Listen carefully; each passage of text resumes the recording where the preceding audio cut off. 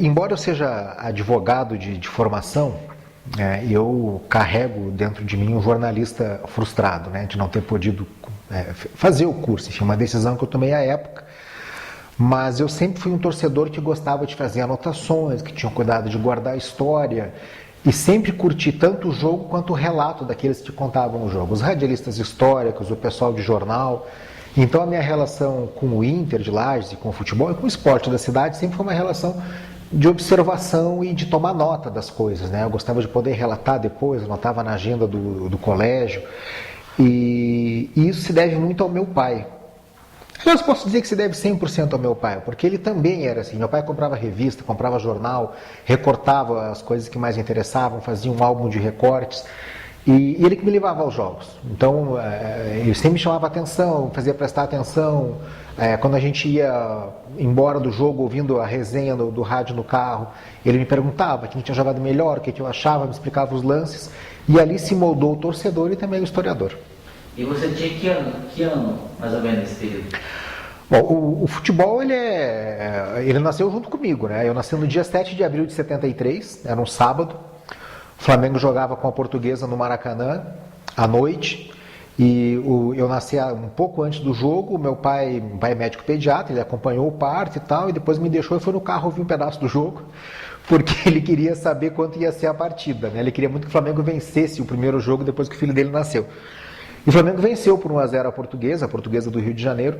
E então ele pegou uma camisa do Flamengo e pendurou na porta do quarto da maternidade. Hoje é comum, mas na época, em 73 não se fazia isso. E a maternidade, ela ficava ao lado do estádio do Internacional, onde o Inter treinava e onde jogavam os juniores. E 2 dias depois que eu nasci, meu pai assistiu da janela do quarto onde eu estava uma partida do Inter de Lages contra o Ercílio Luz de juniores, de juvenis, como se dizia à época.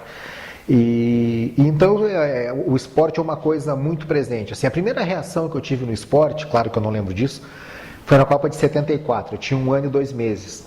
E o Brasil jogava contra a Holanda as quartas de final e o Jairzinho perdeu um gol incrível. O jogo estava 0-0 e o meu pai levou as mãos à cabeça. E eu estava brincando com Lego no chão e vi meu pai fazer aquilo e repetiu o gesto. E aí a minha mãe olhou e disse, nossa, tá perdido, vai ser igual o pai, né? Nem sabe o que está acontecendo, já está sofrendo com a seleção brasileira. E assim foi. Eu não sei dizer qual foi o primeiro jogo que eu fui do Inter no estádio, eu não tenho a memória disso, meu pai não lembra. O primeiro que eu lembro com exatidão foi em 78, eu tinha 5 anos de idade. Foi um jogo contra o Avaí, foi 1-1.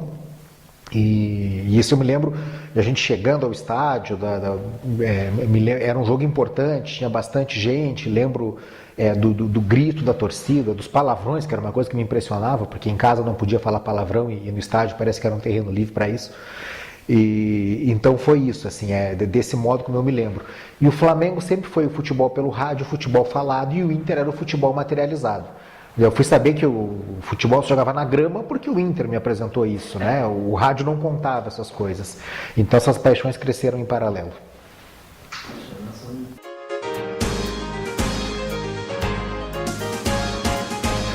Bom, na década de 40, a cidade de Lages tinha um grande time chamado Aliados. Era um time que as cores eram amarelo e vermelho. O motivo dessas cores era que o seu fundador, Francisco Carreno, era um espanhol que estava na cidade para calçar a cidade, botar o calçamento na cidade. E Lages, então, estava sem nenhum time. O time anterior havia fechado e o seu Francisco Carreno fundou o time e deu o jogo de uniformes com a condição de que as cores fossem as cores da seleção espanhola. E o Aliados era o grande time, mas não tinha um campeonato citadino para jogar. Ele recebia os times de fora, fazia amistosos contra Avaí, contra Figueirense, contra os times de Rio do Sul, mas não havia um adversário local. No ano de 49 houve uma movimentação para que se criassem adversários, né? Então, no ano anterior, 48, havia sido fundado um time de operários, do pessoal que trabalhava nas serrarias, chamado União Operária, que eram os proletários, era como chamava o time. E em 49, nós tínhamos 2 grandes times no país naquele ano. O Vasco da Gama, que era o Expresso da Vitória, que depois seria a seleção brasileira na Copa de 50. E o Inter de Porto Alegre tinha o seu célebre Rolo Compressor, que era o time do Tesourinho, enfim, um time que marcou época no Rio Grande do Sul.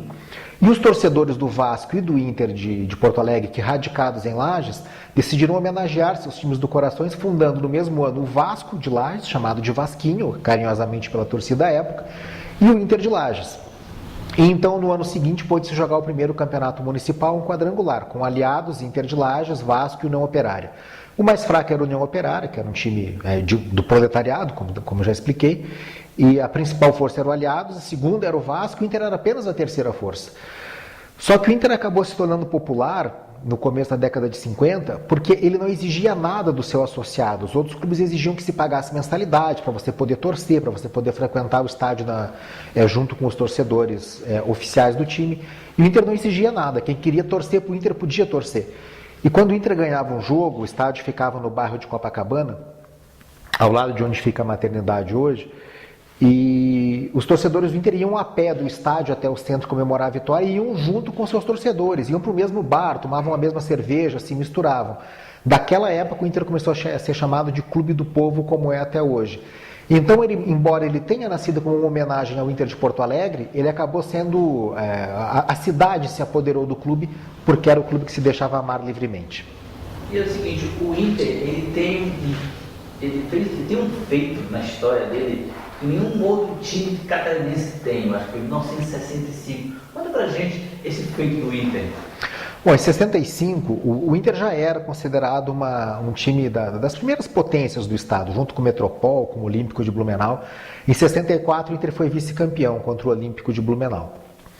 E já tinha na cidade um time que era o grande rival do Internacional, que era o Guarani. Eles faziam o clássico Guanal, assim como tem o Grenal no Rio Grande do Sul.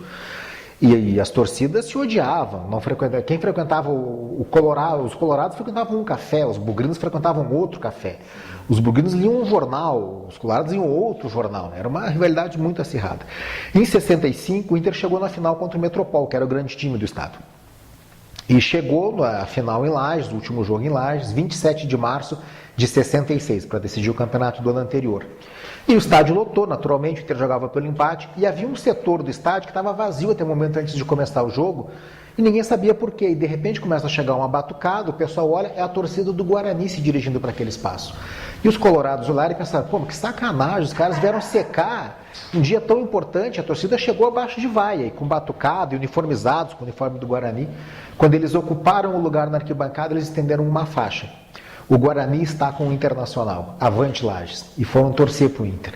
Era como se o Grêmio fosse torcer para o Inter de Porto Alegre. Era uma coisa impensável, e acho que só em Lages para acontecer.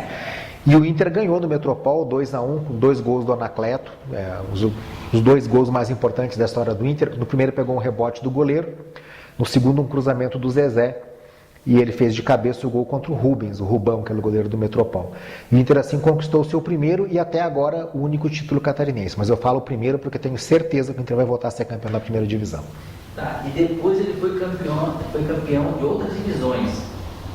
O Inter teve outras glórias, né? Em 88 o clube foi rebaixado para a segunda divisão. Em 89 foi vice da segunda divisão, ganhou em 90 a segunda divisão, voltou a jogar a primeira em 91. Depois foi rebaixado de novo, foi campeão da segunda divisão em 2000, e aí o clube passou por um período muito difícil, muito difícil. Ele estava praticamente desativado, assim. Foi rebaixado para a terceira divisão do Campeonato Catarinense, até que em dezembro de 2012, 2 grandes heróis colorados, Zezé e Anacleto, que haviam sido campeões como jogadores em 65, assumiram os destinos do clube. Zezé como presidente, Anacleto como vice-presidente. E como diretores máximos do Internacional, eles conquistaram a terceira divisão em 2013 e a segunda divisão em 2014, devolvendo o Inter ao seu lugar na primeira divisão.